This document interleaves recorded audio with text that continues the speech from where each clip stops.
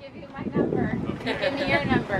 Right. We have several birthday parties we got to celebrate, and you know, I know you guys are far, but we can give you an advance notice so you can make it. Perfect. You know, and the same thing with Leah, Tia Leah.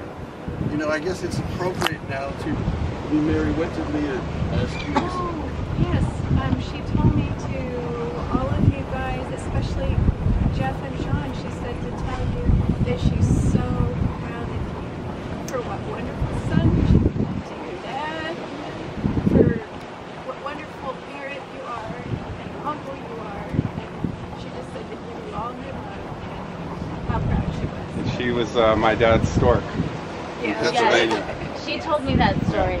She told me She that was, story. and Leah was my dad's stork from Yeah. Fairmount, Pennsylvania. Sad she couldn't come. Yeah. Yeah. Thank you so much. And you know what? The sad news is, she's going to be visiting your dad up close and personal really soon. Yeah. And I know your dad would like it, and I know she would love it if you can find a way to make that. It's only a half-hour drive. I just did it today. It's a half hour. Again, Larry, there's no question about it. No, we will make it happen. Welcome Don't to you the worry. family. Even if it is a couple of years too late.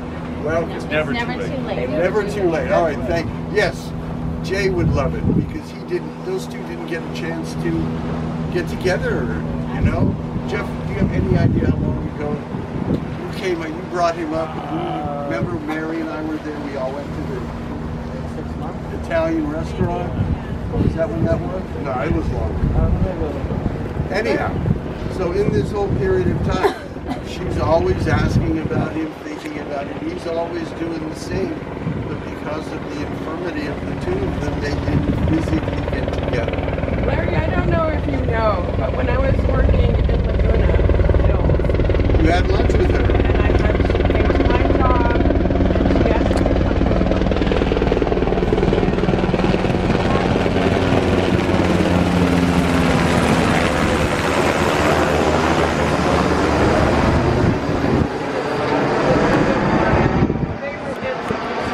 She was always so positive. She was always so happy. She was always beautiful. She took me and she talked to me for a long, long time because I was thinking about my marriage. And she talked to me and asked me to give it another chance. And I don't know if you did that, but she did. I My did. job at UPS. I appreciate that from her. She cared that much that she Yeah. No, we still call each other on our birthdays, right? We have the same birthday. Right. Yeah, I know that. All right, well, you got Jeff and Leah, yeah. So you guys got to make that drive. We'll work it out. Yeah. I just want to say I was blessed enough, both Tara and I, to be able to take care of Papa the last couple weeks, right, before Papa passed away. And Sean is right. He just never lost a sense of humor. So funny. I was just, there's nothing that I wouldn't do to help him. I mean, I told him so many times, like, I'm home, let me know, and when he finally asked me, to come and just stay with him, I was just like, of course, and he was just the sweetest man, the most kindest man, and he wanted us to be comfortable. And we have Jedi, and Jedi's wild, and he, Papa made sure that Jedi had a space at home, a comfortable space with a carpet and new couches and a fence, and all of that stuff. And Jeff and Tara are the ones that got all of that taken care of. But we just would go go 3 times a week, and Jedi and I would load up all of our stuff and go, and we'd hang out with Papa, and Papa loved it, and we loved it. We loved going over and seeing Papa and stuff, and he would say, Papa, I'm gonna, let me know if you need anything. He had a bell. I don't know if you guys saw his bell next to his bed, and he would ding it, and then I would tell him, have Alexa call me if I'm just right in the living room, and stuff, and but he would say, I'm gonna be right here in this exact spot, so I'll be right here, if you need me. And I'm like, okay, Papa, but know, we hated to see Papa go, you know, and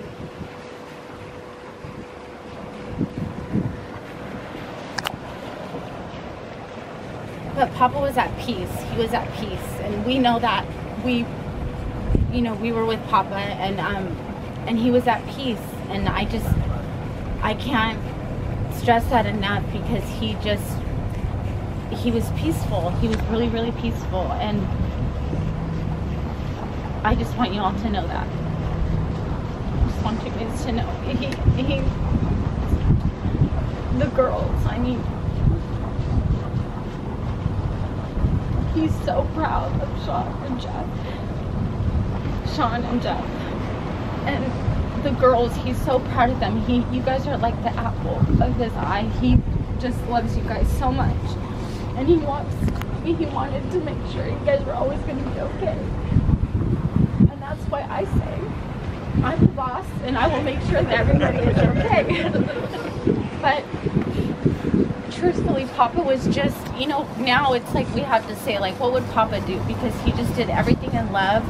He was just so kind and so gentle, so generous, so compassionate, and that's why we have to ask ourselves before we make any decisions, before we say anything, we have to think, you know, like, well, what would Papa do? Like, what would Papa say? Because he was just so kind, and he would only speak kindness, you know, and if it wasn't kind, he wouldn't speak it. He would just shake his head, you know. So anyways, that's just, I love Papa. He was the best father-in-law anybody could have, and it's in his sons too, because I was talking really to Jeff, and I was thinking, Jeff, this is a very heavy responsibility just for you, and it's going to be very difficult.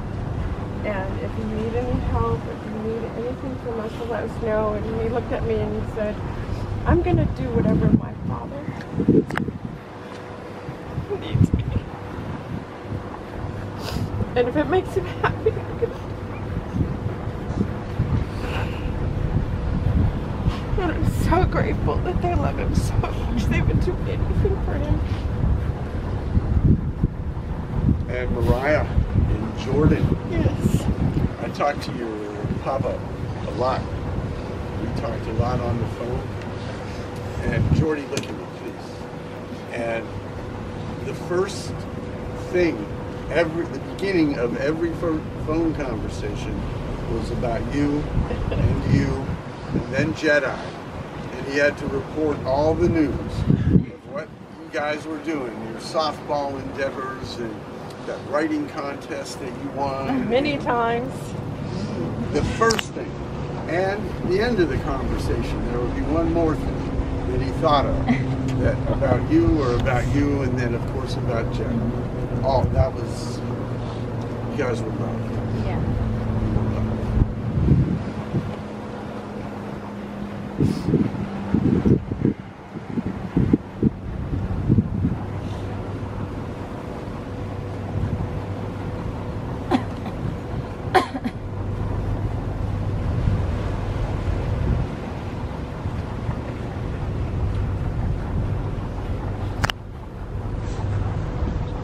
Something I'd like to bring up here at the end.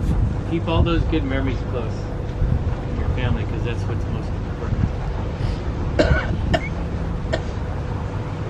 I just wanted to first say that it's certainly my honor and my privilege to be able to do this for Jay and for your family. It really is. Now that I look back on it, Jay and I go back quite a ways. Not only were we captains at the same time from the same dock, I've owned this boat for 37 years now. Jay was right next to me. We had that professional relationship as being captains, but also the friendship. And Jay had a lot of personality traits that were similar to my own, and we got along really well. For both of us, things would happen, you get kind of upset, a little disgruntled with it, but he never lashed out, never got nasty, you know, never disparaging people. You know, we would discuss things, yes, things that weren't going so well sometimes, and then you get through it. But he always had this even personality. And then there was the fun part, the funny part that you've already, all of you know, you've experienced that. So Jay and I got along wonderfully. And beyond that, his parents, David and Ruth, lived at Ocean Hills. They knew my parents who lived there, so I got to know David and Ruth, and I think I even knew them before I knew Jay. So it's a small world, it really is. But again, Jay and I got along really well, and I saw him. I was telling Jeff, I don't know now, it was probably 5 or 6 years ago, I guess, at Costco, of all places. I ran into him, and I knew, you know, he shared with me that his health wasn't the best, but he was still up and out and about, you know, and we had a great visit there. And I've never really forgotten Jay. And when Monica called me, she was making these arrangements. I saw the last name, but I didn't know the first name. She said, well, this is for my father-in-law. And then when she tells me, I said, well, I need his name. And she says, Jay. And I said, is that the Jay that I know? Sure enough, it was. So it's really good for me. It adds meaning to my life to be able to do this for all of you.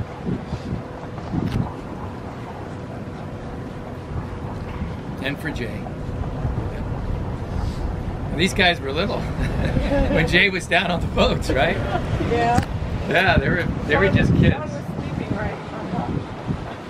I would usually sleep, yeah. Yeah, see? And, you know, you have all those good memories, and that's what is most important to you. You have a legacy when you pass on, your physical legacy. You have children, grandchildren, great-grandchildren sometimes. But the essence, your personality, your character is what's most important. And you've just talked about all of that. And so keep those memories close, and that if you can take part of his personality, part of his character, and incorporate that into your own life, part of him lives on through you. You know? So don't let things get you down. Keep that determination like he had. Make people laugh, right? And be a good friend. And most of all, be a good family person. Father, mother, whatever. Be good to your family. Yeah, that's what's most important. This is a great day. Once we get out to sea now, we got the sun shining. It really came out as a beautiful day. We're not going to get too far out, but when we do stop, we're going to come back and kind of get everybody started, all right? And once I turn the corner, it's going to get a little bit bouncy, but the wind is kind of backed off here, so it's not quite as bumpy as it was this morning. But once we turn that corner around the jetty, it'll get a little bouncy. All right? All right, everybody. Thank you. Thank you, Joe. Yes, you're welcome. Thank you. We're going to get underway. Larry, keep